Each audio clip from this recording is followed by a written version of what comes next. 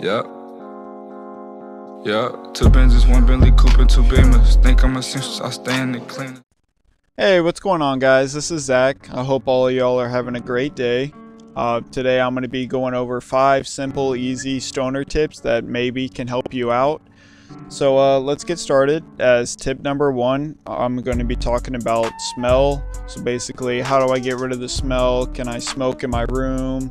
And all of that stuff. So what I used to do whenever I was a teenager and I would smoke in my house is I would go into my bathroom and just turn on the vent in the roof, and I would just blow all the smoke up into that. And I mean, it worked. I never got caught doing that. One thing you cannot do for sure is smoke a blunt in a room. Just blunts, all the excess smoke lingers. It's not gonna work. Another thing you can do is just put a towel under your door and buy a bottle of Ozium, which is a smoke reducer, but you actually cannot be in the room after you spray it for like 2 hours. So it could go either way.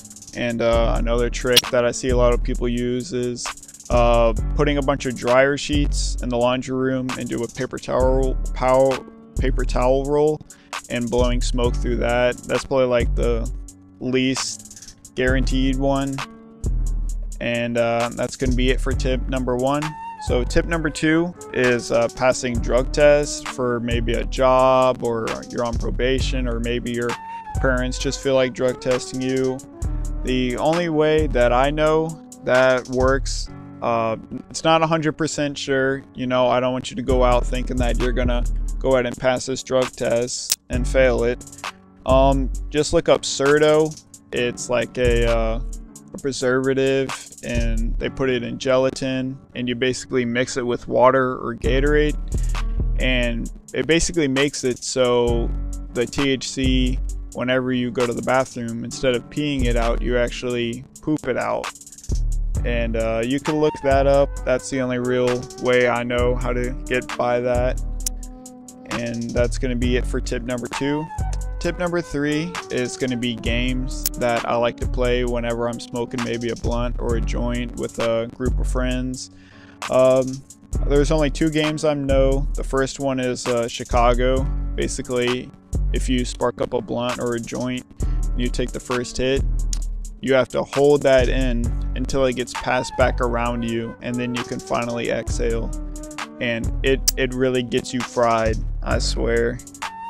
And the other one isn't really a game, it's just kind of like a little trick. If somebody says Monday that has the weed, the first person that says Tuesdays gets the next hit, and then so on and so forth, Wednesday, Thursday. That's gonna be it for all the games I know. I'm sorry, I don't really know that many smoking games. And for tip number 4, this is a really easy one. It's a quick one. Just please do not smoke out of aluminum cans. Like, if you don't have anything else to smoke out of and that's all you have, just save your weed. You're better off. It's so bad for you smoking out of aluminum cans. I mean, I'm not gonna lie, I did it whenever I was a kid, and I wish I could take that back, but please do not smoke out of aluminum cans. And for tip number 5 is about conserving weed. Most of you guys are probably going to be teenagers, you know, still in high school, maybe middle school, don't have a job. What I did is I bought a 1-hitter.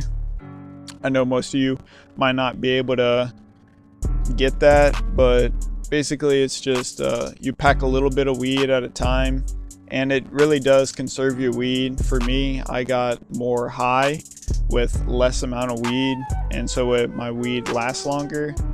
And another thing you can do, instead of buying like a gram a day or a dub a day, is just save up your money and then buy a decent amount. That way you're getting it for a cheaper price. So instead of paying $70 for 7 grams for 10 grams a day, you can buy a quarter for like $50 to $60, depending on which area you live in.